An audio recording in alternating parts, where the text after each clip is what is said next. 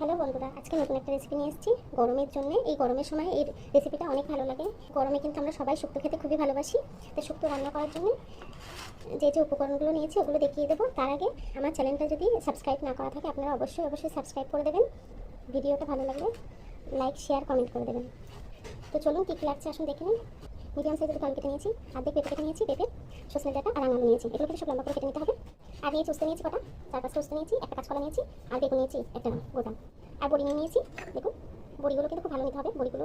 আর নিয়েছি দেখুন পোস্ত নিয়েছি 2 চামচ বড় চামচ, আর 2 চামচ সর্ষে নিয়েছি। দেখুন কালো সর্ষে আর পোস্ত নিয়ে নিয়েছি। দেখুন একটু আদা নিয়েছি। এই পোস্ত আর সর্ষে আর এই আদা দিয়ে এগুলো সুন্দর করে বেটে নেব। আর লাগছে দুধ। দেখুন আমি গরুর দুধ নিয়ে নিয়েছি এক বাটি। তো চলুন রান্নাটা শুরু করা যাক। একটা কড়া বসিয়ে নিয়েছি, কড়াইয়ের ভিতরে দিয়ে দেবো জল। কিছুটা জল দিয়ে দিলাম। জলের ভিতরে কিছুটা নুন দিয়ে দেবো, 2 চামচ নুন দিয়ে দিলাম ছোটো চামচে। এটার ভিতরে দিয়ে দেবো, জলটার ভিতরে দিয়ে দেবো আলু, কেটে রাখা আলু দিয়ে দেবো, পেঁপে আর দিয়ে দেবো রাঙা আলু।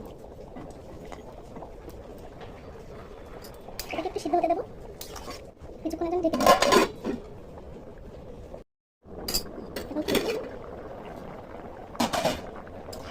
সবজিটা হালকা একটু কুক করতে হবে। কিছুক্ষণ কুক করার পরে সজনে ডাঁটাটা দিয়ে দেবো। সজনে ডাঁটাটা প্রথমে দিলে হবে না, তাহলে গলে যাবে, বেশি সিদ্ধ হয়ে যাবে। সজনে ডাঁটাটা দিয়ে আরও 2-4 মিনিট কুক করে নেবো। এটাকে 2-4 মিনিট সিদ্ধ করে নেবো। 2-4 মিনিট পরে সবজিগুলো হয়ে গেছে, ওইটা একটু এবারে তুলে নেবো। হালকা সিদ্ধ হয়ে গেছে সবজিগুলো, 50% সিদ্ধ হয়ে গেছে। এখন এটাকে তুলে নেবো, সবজিগুলো তুলে নেবো। সবজিগুলো তুলে নিয়েছি। এই জলটা কিন্তু ফেলবো না, এটাই তরকারির মধ্যে দেবো। এই জলটা নামিয়ে রাখবো। একটা গুঁড়ো মশলা বানিয়ে নেবো।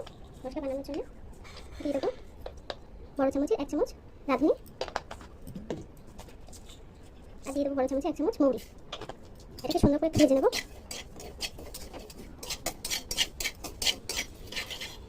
মশলাটা ভাজা হয়ে গেছে, আর মশলাটা নামিয়ে শিলবাটায় মশলাটাকে বেটে নেবো। মশলাটা নামিয়ে নিয়েছি। এখন দিয়ে দেবো তেল, একটু বেশি করে তেল দিলাম। তেলটা গরম হয়ে গেছে, সবজিগুলো ভেজে নেবো। কাঁচকলাগুলো দিয়ে দেবো।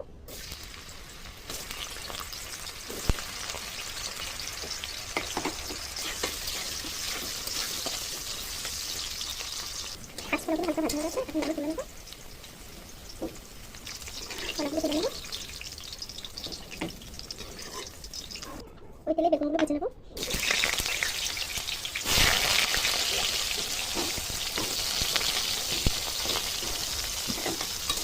বেগুনগুলো খুব ভাজা হালকা একটু ব্রাউন কালার হলে তুলে নেবো। দেখুন বেগুনগুলো ভাজা হয়ে গেছে, খুব বেশি ভাজিনি, হালকা ব্রাউন হয়ে এসছে। বেগুনগুলোকে তুলে নেবো। ওই তেলে বড়িগুলো ভেজে নেবো।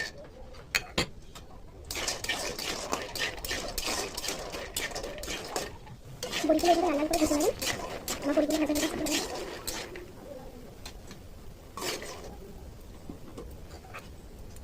উস্তেগুলো লাস্টে ভেজে নেবো। চেষ্টা করবো উস্তেগুলো লাস্টে ভেজে নেবো, ভালো হয়। উস্তেগুলো দিয়ে দিলাম। এগুলোকে কড়া করে ভেজে নেবো, একটু ভালো করে ভাজতে হবে উস্তেগুলো।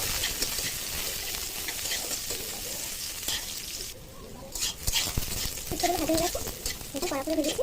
এখন এগুলোকে তুলে নেবো।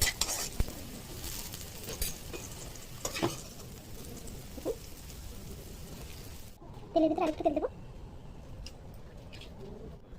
এই তেলের মধ্যে দিয়ে দেবো 3টে তেজপাতা, একটু পাঁচফোড়ন, যে সর্ষে পোস্ত বেটেছিলাম তার 1 চামচ দিয়ে দেবো। 1 চামচ দিয়ে দিলাম।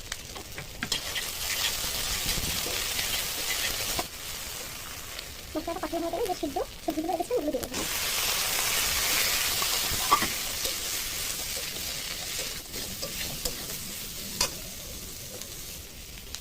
বাকি মশলাটা দিয়ে দেবো। বাকিটা দিয়ে একটু জল দিয়ে দেবো।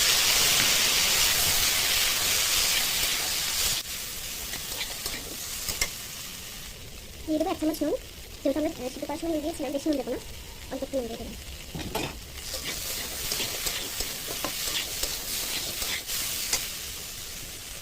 দিয়ে দেবো সে জলটা, জলটা দিয়ে দেবো।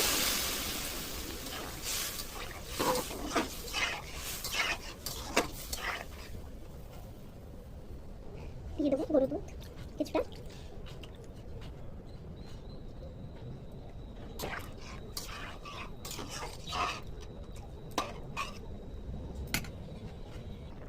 তরকারিটা ফুটে গেছে, এখন দিয়ে দেবো ভেজে রাখা কলা,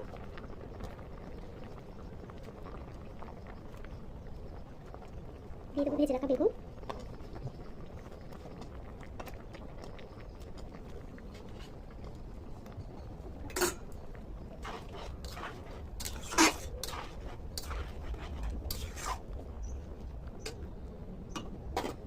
দিয়ে দেবো উস্তে,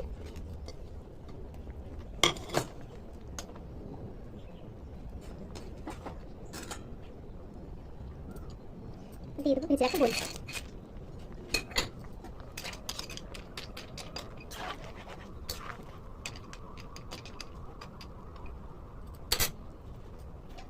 ঢাকা দিয়ে দিলাম একটু।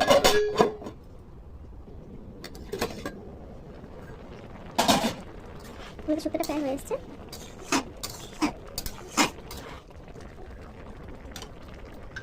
এই যে ভাজা মশলাটা পেটেছি, এই যে মশলাটা দিয়ে দেবো।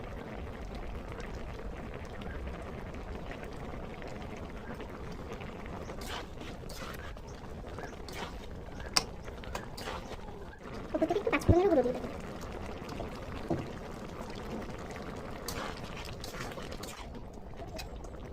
তরকারিটা হয়ে গেছে, এখন হলো করে দেবো। দেখে আসো, দেখুন আমার শুক্তোটা হয়ে গেছে, কত সুন্দর হয়েছে শুক্তোটা। দেখুন বন্ধুরা, আমার তরকারিটা রেডি হয়ে গেছে শুক্তোটা। আপনাদের কেমন লেগেছে অবশ্যই জানাবেন, আর ভিডিওটা লাইক দিয়ে দেবেন।